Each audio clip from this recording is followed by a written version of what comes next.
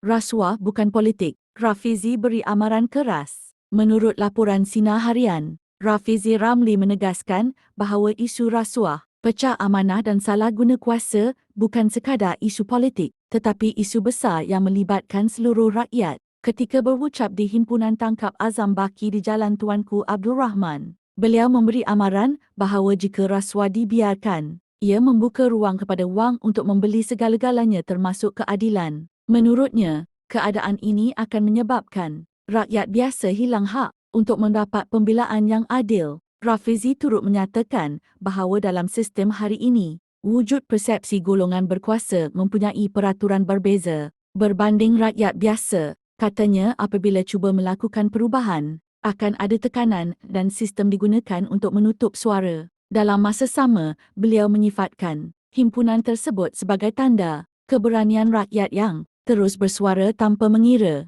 latar belakang politik. Tambah beliau, rakyat mungkin berbeza pandangan dalam banyak perkara, tetapi tidak dalam soal keadilan dan penolakan rasuah. Di akhir ucapannya, beliau menggesa siasatan bebas dilakukan terhadap dakwaan mafia korporat bagi memastikan kepercayaan rakyat terhadap sistem tidak terus terhakis. Persoalannya, adakah kita masih mahu berdiam diri?